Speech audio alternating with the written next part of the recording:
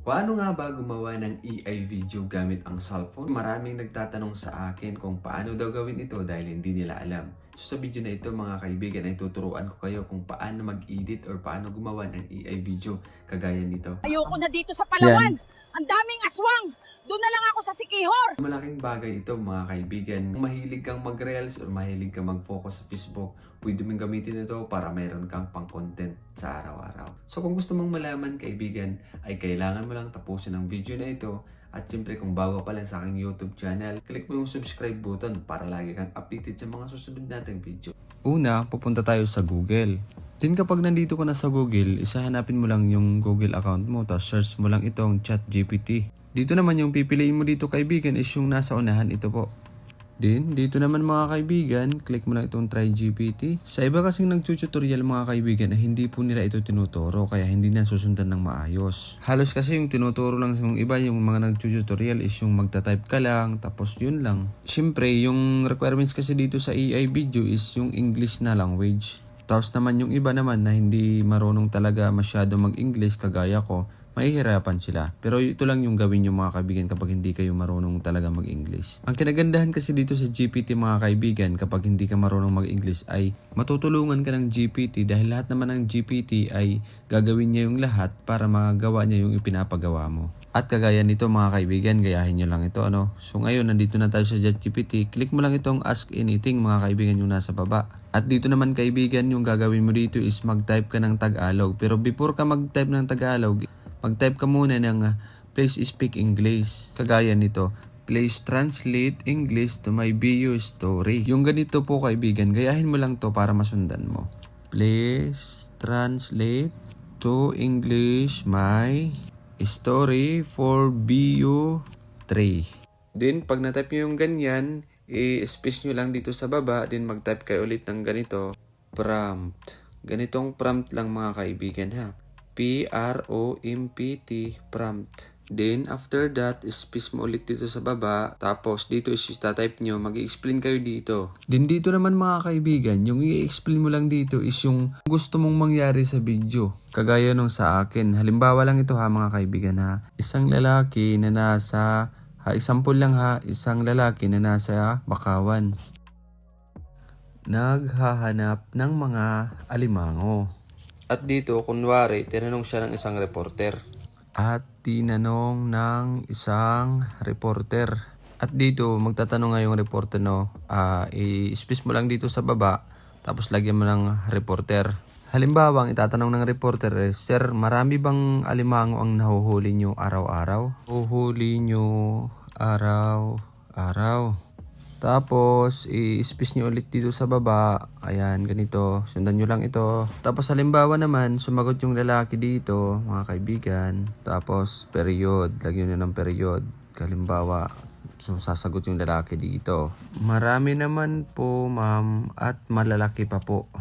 At ganito lang mga kaibigan, example lang ito mga kaibigan para makagawa tayo ng AI video, example lang po ito. Then, pagkatapos nito, click mo lang itong arrow na kulay puti para maging sa baba. Tapos din dito rin, click mo ulit itong kulay puti na ito para ma-split ni GPT. Ayan, sundan nyo lang. At dito, itatranslate yan at ipapaliwanag ni GPT. So, yung gagawin natin dito is scroll lang natin pataas, kagaya nito, ayan So dito, ito na yun mga kaibigan, yung translate ni GPT. Kung ano yung in-explain natin na Tagalog, ito yun, i-translate ni ChatGPT ng English na. So naging English na ito mga kaibigan.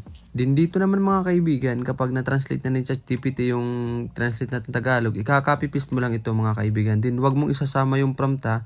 I-copy-paste mo lang ito yung mga sulat na translate ni GPT, yung pinaliwanag natin. So, yan, copy-paste lang natin yan hanggang dito sa baba. Pagkatapos mo nang makapipist yan mga kaibigan, ito yung pinakamagandang proseso at tamang proseso. Kasi yung iba po hindi nila tinuturo kaya hindi nagiging speak at iba yung language na lumalabas sa video eh.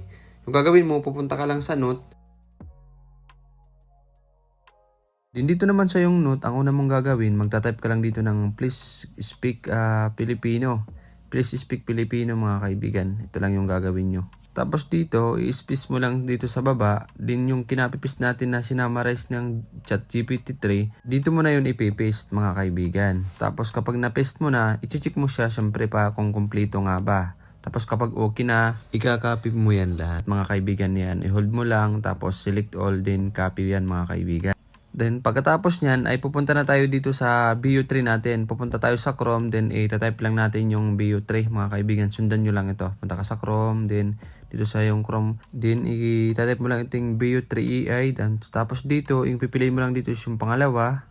Then click mo lang, tapos antayin mo lang mga kaibigan, maglo-loading lang yan. Tapos ito lalabas na yung BU3. So dito antayin mo lang. Din dito mga kaibigan, sa mga wala pang account, ang pipiliin mo lang dito is yung try now. Kasi ako meron na akong account, pero para masundan nyo, kasi diba bago pa nga lang kayo. So dito, para masundan nyo ng maayos, umpisa natin, click yung try now. Tapos dito, din dito mga kaibigan, maglo-loading lang yan. Antayin nyo lang mga kaibigan, no? Tapos dito naman yung gagawin mo, kiklik mo lang itong create with flow, mga kaibigan na nasa ilalim. At dito, antayin mo lang mga kaibigan. So ako kasi meron na akong account kaibigan. Tapos, kung wala ka pang account, pwede kang gumawa kaibigan dito. Kasi yung apps kasi na ito is meron itong free na isang buwan. Magagamit mo ito ng isang buwan na free. Walang bayad ito. At kapag ganito yung lalabas nyo mga kaibigan, natural lang po yan. Antayin mo lang dahil naglo-loading lang po yan. Medyo mayroong katagalan ito pero natural lang po yan. Para matuto ka at malaman mo kung paano gumawa ng AI video, sundan mo lang ang video na ito at antayin mo lang ito.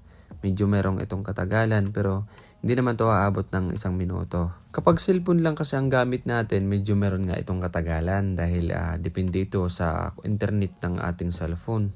At dito naman mga kaibigan, ito yung lalabas nun. Sa akin kasi is meron na akong account at gumawa na ako ng mga video. Kaya ito yung nung lumabas. Din kapag wala ka pang account mga kaibigan, is yung lalabas po dyan is yung sign up. Din katulad nga nung sa akin is meron akong account. Kaya yung malabas po dito is new project. Din dito naman mga kaibigan, ang gagawin lang natin is click lang natin itong new project. Pagkatapos nito mga kaibigan, ito yung lalabas nun. Dito ipapaliwanag ko sa inyo Ang gagawin nyo lang dito mga kaibigan is meron tatlong mga, ayun parang mga turtle dog yan, yung parang dash na yan. Kiklik nyo lang yan. Din dito yung mga period na yan, dito mo makikita yung mga iba-ibang klase yung audio. Yung dito meron BU3, BU2, BU3, BU2. Dito naman mga kaibigan, pwede kang pumili ng mga audio yung gagamitin mo. Kung ano yung gusto mong audio, pipili ka lang dyan. Pero meron pong credit yan mga kaibigan, makikita naman natin yan. So, katulad ng sa akin is yung ginagamit ko dito ng audio ko mga kaibigan dahil yun yung gusto kong audio is yung BU3. Yung BU3 Pass yung nasa unahan. So, ito kasi yung maganda yung boses yung parang mas gusto ko lang talaga. Mga kaibigan, kapag pumili kayo ng audio, meron kayong makikita na credit dyan. Yung katulad sa akin na BU3 Pass is meron pong nakalagay na 20 credit. Tapos yung dito naman sa taas, yung pipiliin nyo palagi is number 1. Kagaya nung sa akin mga kaibigan. Ang purpose ng pagpili ko ng number 1 dito mga kaibigan is para yung credit natin ay hindi agad-agad maubos. Din dito mga kaibigan, after that, ito yung lalabas na yan. So dito, di ba mayroon tayong kinapi dun kaibigan kanina sa note natin. Yung translate ni GPT. So dito ang gagawin natin mga kaibigan is i-copy paste lang na natin dito mga kaibigan. Click mo lang ito, then dito i-copy paste mo lang. So paste, yan ito. So dito mga kaibigan, lalabas na yung dito. Then i-check mo lang ito kung kompleto or tama ba yung pagkakasulat dito mga kaibigan.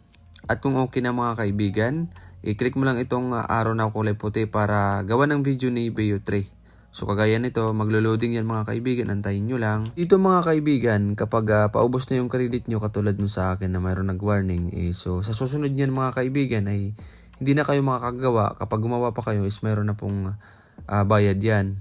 Din kapag hindi pa naman naubos yung credit nyo is pwede pa kayong gumawa mga kaibigan. So ang gagawin nyo lang dito is isang buwan nito bago maubos So ayan, antayin nyo lang to hanggang mag 90% hanggang 100%. Para magawa ng video ni BU3. Ito yung ang kinagandahan mga kaibigan dito. At sundan mo lang ito ng maayos. Kasi kapag nasundan mo ito ng maayos tapos kapag nagawa mo is mangyayari yung video na gusto mo na halimbawa generated AI. Diba? Napakaganda kasi nun. Ito yung pinakamabisang paraan.